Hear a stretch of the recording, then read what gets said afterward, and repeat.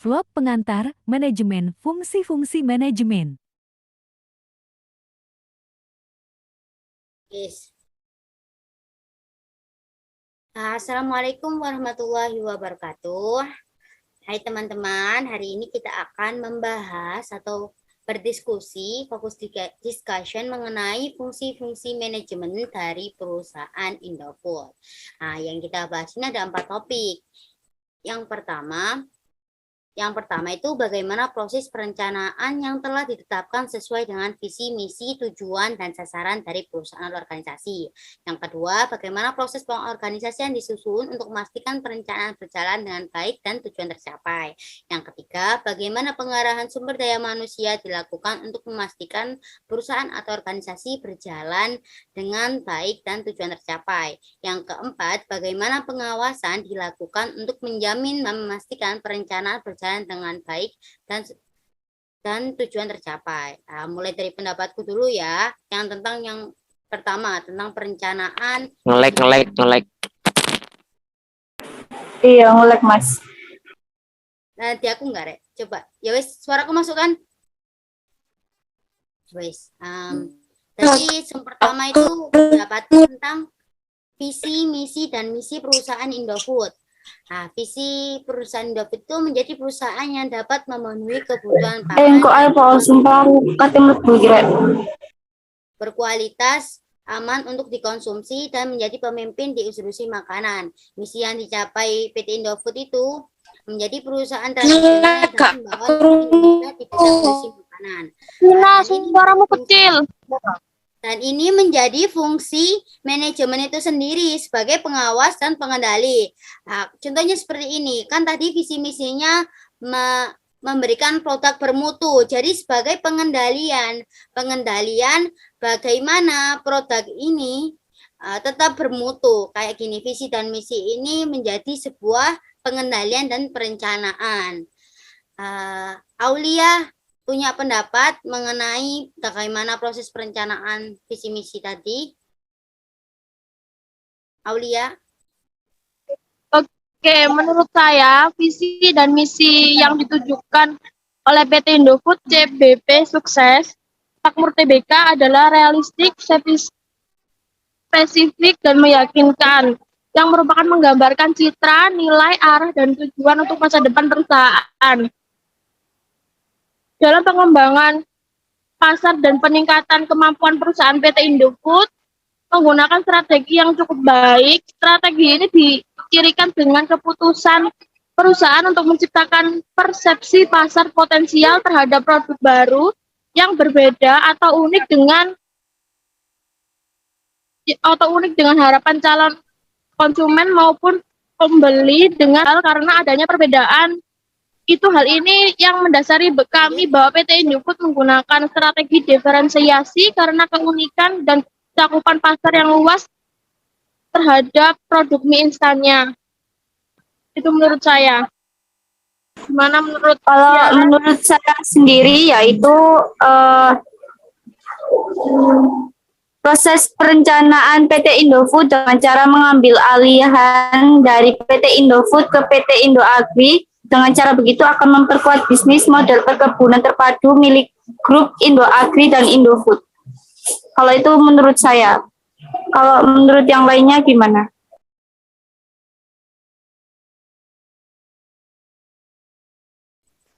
Kalau menurut Mas Hafid bagaimana? Menurut saya setuju aja karena semua bisa mencapai visi dan misi perusahaan. Apa itu sudah selaras sama fungsi-fungsi dari manajemen itu sendiri sebagai pengendalian dan pengawasan? Kan ada suaranya. Tes. Aman kok, aman. Oh, ya oke. Bisa kita lanjut dengan topik yang kedua. Bisa dimulai dari Feni. Feni bisa mengungkapkan pendapat tentang yang kedua. Tentang topik yang kedua.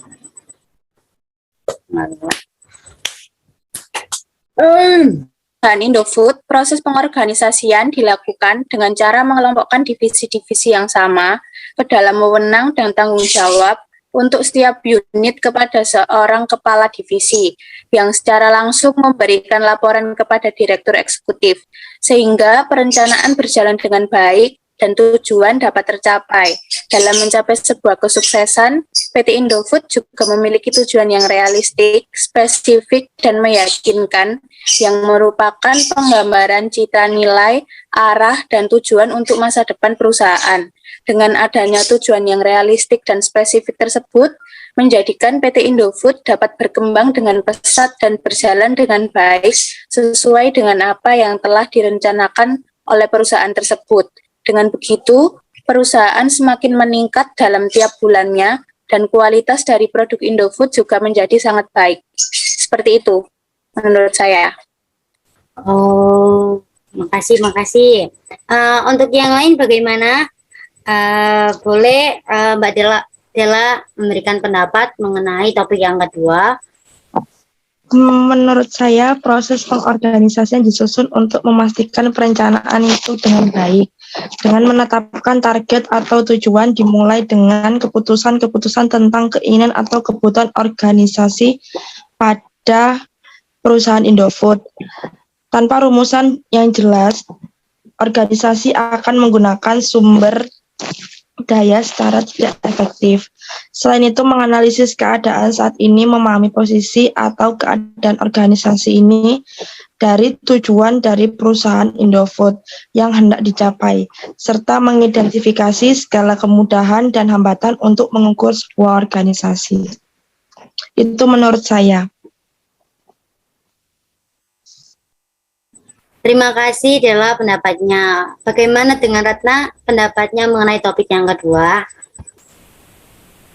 Kalau menurut saya menambahkan dari pendapatnya Iva, bahwasannya memang benar di perusahaan perseroan itu dipimpin oleh seorang direktur utama yang dibantu oleh 8 anggota direksi.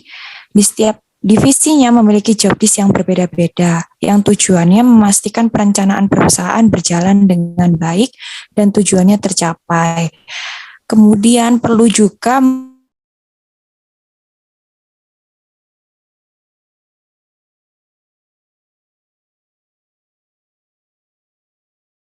menggunakan ini sebagai sistem utama dalam mendukung proses bisnis dalam segi informasi pengorganisasian. Tujuan dari implementasi ERP ini yaitu menyatukan semua divisi organisasi yang ada pada suatu perusahaan menjadi satu sistem yang dapat dikendalikan secara terpusat. Kemudian dengan adanya ERP, aktivitas penjualan, pengiriman produksi, manajemen persediaan, manajemen kualitas, dan sumber daya manusia dapat dikontrol dengan baik dan informasinya didapat dengan cepat. Seperti itu.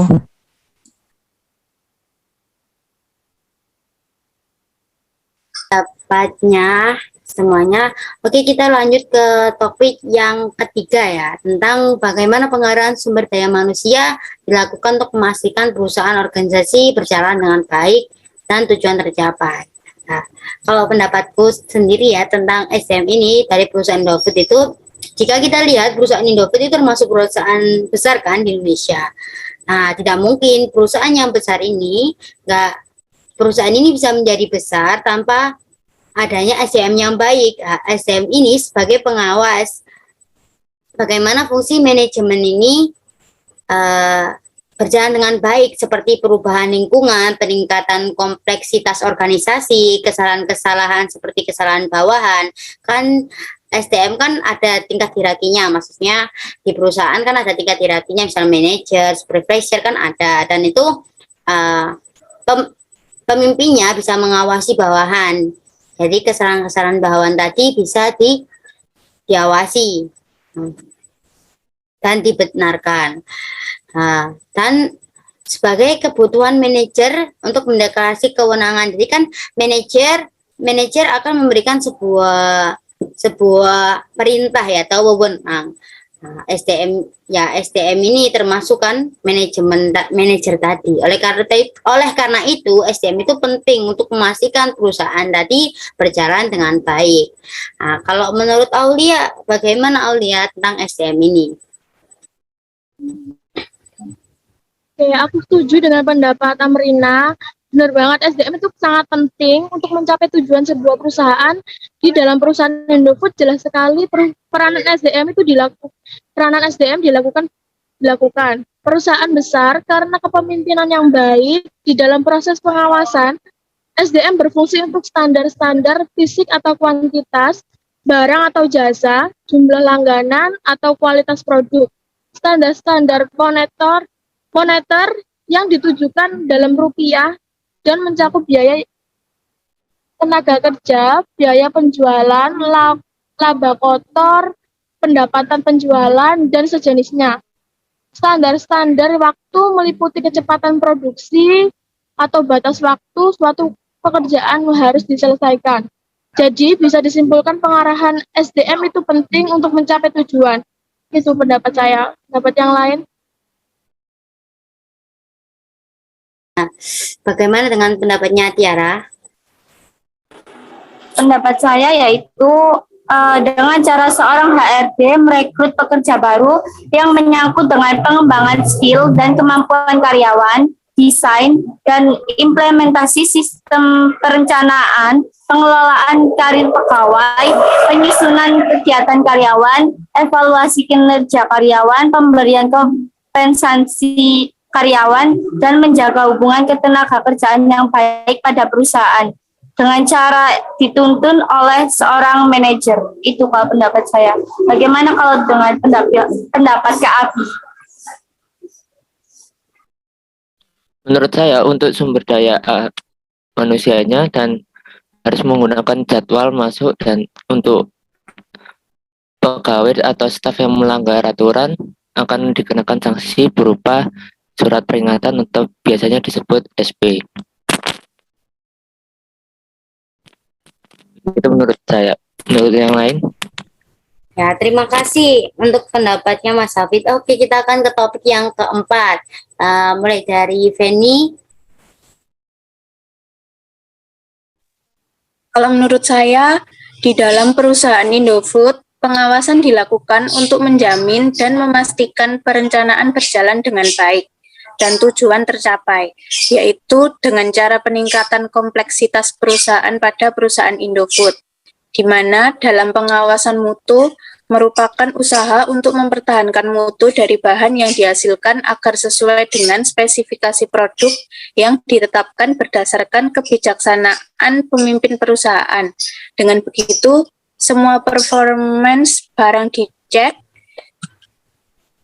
menurut standar dan semua penyimpangan dan standar dicatat serta dianalisa. Dengan adanya pengawasan yang efektif dan efisien, tujuan dalam perencanaan dapat dilaksanakan dengan baik sesuai dengan yang telah direncanakan. Begitu menurut saya. Bagaimana pendapat yang lain?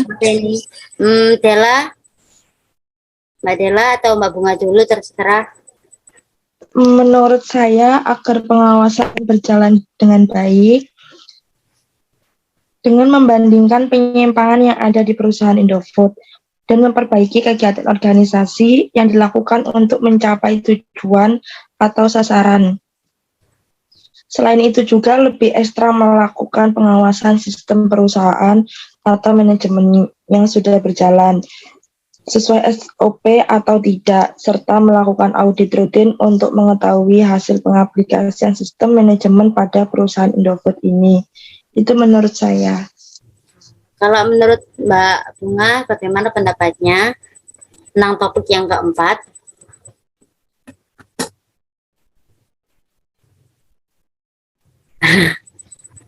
Nge-like guys. Halo? Ya, coba diulangi lagi.